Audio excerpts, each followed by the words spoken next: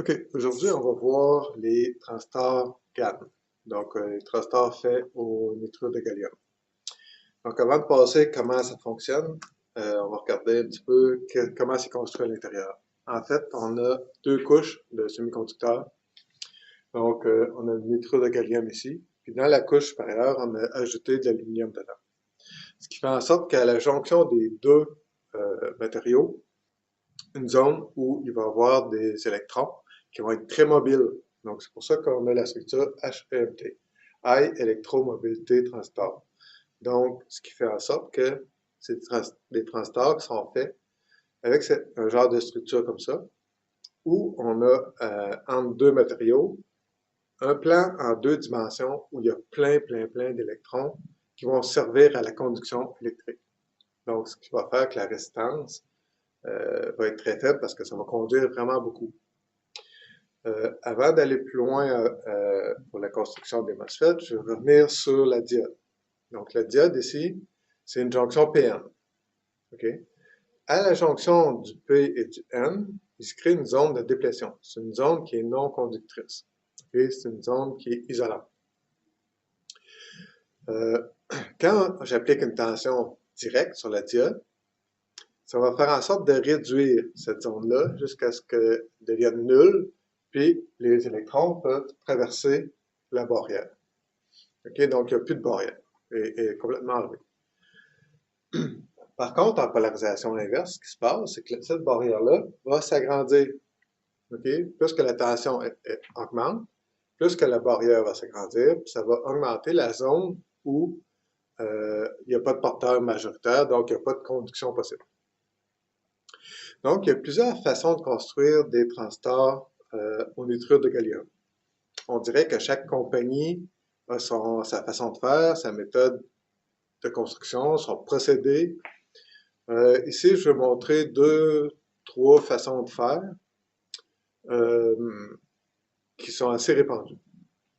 Donc, la première façon de faire, c'est ici, on a notre nitrure de gallium. Ici, c'est la zone où on a ajouté l'aluminium dedans. Donc, ici, à l'intérieur des deux couches, on a un endroit où il y a plein d'électrons qui peuvent conduire le courant. Ce qu'on vient faire, c'est qu'ici, on vient mettre un semi-conducteur de type P. Ce qui va faire en sorte de faire une zone de déplétion ici, qui va enlever les porteurs majoritaires dans cette zone-là ici. Okay? Donc, pour mettre en conduction ce transistor-là, qu'est-ce que je dois faire? Ben, je dois appliquer une tension positive sur la grille pour enlever la zone de déplétion, pour remettre les électrons dans la zone de conduction ici, ce qui va faire en sorte que le transistor va pouvoir conduire. OK, donc ça, c'est une façon de faire. On utilise aussi beaucoup des JFET qui sont faites avec du nitrure de gallium, comme ceci, ici, c'est un JFET, où on va ajouter ici un MOSFET. Cette configuration-là avec deux transistors, ça s'appelle la configuration cascode. OK? Elle est utilisée dans différents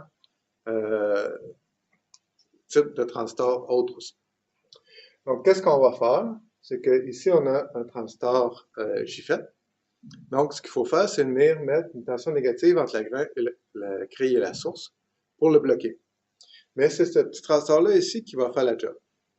Donc, mettons que le transistor conduit, puis il peut avoir 5 ou 600 volts ici. En conduction, ça va être 0. Mais quand il va ouvrir, OK? Donc, ici, la tension va commencer à augmenter tranquillement pas vite, quand même très rapidement. Et quand elle va atteindre environ 10 volts, bien, la tension grille-source ici va se polariser en inverse. Donc, ce qui va faire en sorte que, ici, ça va venir augmenter la zone de déplétion, juste dans cette région-là ici. Puis, ça va faire comme si la diode était polarisée en inverse. Donc, ça va augmenter la zone de déplétion, ce qui va faire en sorte que le transistor va bloquer. On peut le faire avec une jonction PN, mais on peut le faire aussi avec un condensateur. Okay? Donc, ça, on peut faire l'équivalent ici. Donc, au lieu de mettre un semi-conducteur de type P, je vais mettre un métal ici isolé. Je vais déposer une plaque de métal, isolée du reste, puis en mettant une tension négative sur la grille. Donc, qu'est-ce que je viens faire? C'est qu'ici, je viens mettre des électrons, puis je viens prendre, dans le fond, les électrons qu'il y a ici, puis je viens les mettre là. ce qui va faire en sorte que je vais avoir moins d'électrons ici. Les électrons qu'il y a là, ils vont repousser les autres pour bloquer le canal de conduction. Donc, c'est le même principe de fonctionnement, les deux ici. L'un qui est fait avec un JFET, l'autre est fait avec un MOSFET à appauvrissement, comme on a vu dans une dernière vidéo. Cette façon de faire-là permet au transistor de bloquer beaucoup plus rapidement que si on est juste ouvrir ou venir ici, mettre une tension négative directement là. Okay?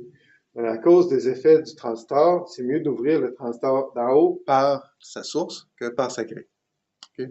Je ne rentre pas dans les détails, mais ce que je veux vous dire, c'est que la tension ici a juste besoin d'augmenter de quelques volts, donc 5, 6, 7, 8 volts, pour que la tension devienne ici négative, assez pour que lui, il bloque. Okay? Ça fait que c'est extrêmement rapide. Lui, on a besoin de MOSFET à basse tension, donc il n'y a pas besoin d'ouvrir, d'avoir une tension très élevée à ses bornes pour bloquer la structure cascode qui est ici. Aussi, vous remarquez que le courant va passer dans la structure HEMT et aussi dans le MOSFET. Mais ici, vu qu'on a un MOSFET basse tension, on peut avoir un RDSN qui est très petit. Donc, on peut avoir ici quelques milliohms et ici quelques milliohms aussi pour avoir un transistor ici qui est capable de conduire beaucoup de courant à des tensions quand même assez élevées. On construit des GaN aujourd'hui à 600, 650 volts qui sont extrêmement rapides, qui commutent beaucoup plus rapidement qu'un MOSFET. Par contre, la résistance drain-source est un petit peu plus élevée que les MOSFET. Donc, j'espère avoir fait pas mal le tour, sans rentrer trop dans les détails, pas être trop technique, mais juste expliquer un minimum le principe de fonctionnement de ces transistors-là. Donc, pour bien comprendre ça, on peut regarder la vidéo sur les diodes, la vidéo sur les JFET, la vidéo sur les MOSFET à enrichissement, la vidéo aussi sur les MOSFET à appauvrissement. Cool.